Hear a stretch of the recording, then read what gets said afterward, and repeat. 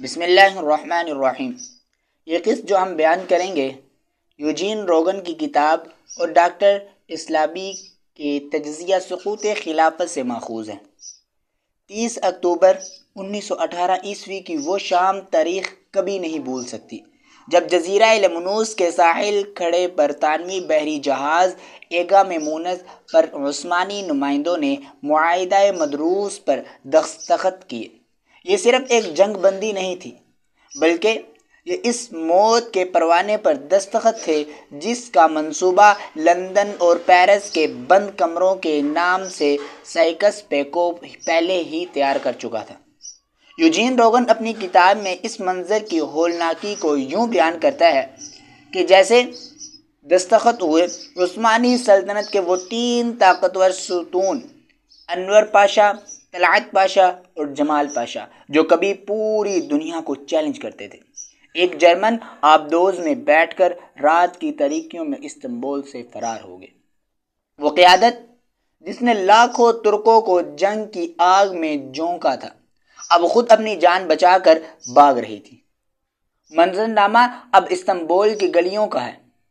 13 نومبر 1918 عیسوی کو جب برطانوی، فرانسیسی اور اطالوی کے نیلے بحری بیڑے باسفورس پانوے میں داخل ہوا تو صدیوں سے خلافت کے مرکز رہنے والا شہر پہلی بار فاتحین کے قدموں تلے تھا۔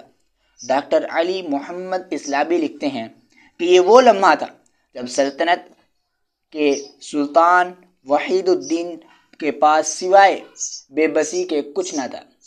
استنبول کے باسیوں نے اپنی آنکھوں سے دیکھا کہ ان کے محلوں کے سامنے دشمن کے جھنڈے لہرا رہے ہیں اور ان کی اپنی جو فوج ہے اس کو غیر مسلح کیا جا رہا ہے۔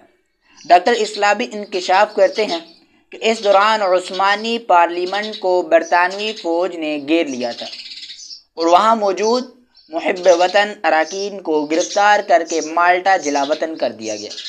یہ صرف ایک سیاسی شکست نہیں تھی، بلکہ ایک تہذیب کا جنازہ نکل رہا تھا۔ وہ لوگ جو کل تک حاکم تھے اب اپنی ہی شہر میں اجنبی بن چکے تھے۔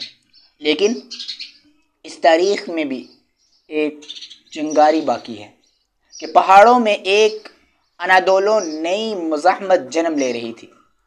جہاں ایک طرف استنبول میں خلافت کے چراغ کی لو مدھم ہو رہی تھی، وہیں دوسری طرف دور دراز کے علاقوں میں عام سپاہی اور عوام اپنے ہاتھوں میں پرانی بندوقیں لیے اس تقسیم کے خلاف اٹھ کھڑے ہوئے جس نے ان کے وطن کو ٹکڑوں میں بانٹ دیا تھا۔ کیا استنبول دوبارہ کبھی عثمانیوں کا ہو پائے گا؟ اور وہ کون سی آخری مزاحمت تھی جس نے یورپ کے نقشے بدل دیے؟ یہ دردناک مگر ولولہ انگیز داستان ہم اگلی قسط میں بیان کریں گے۔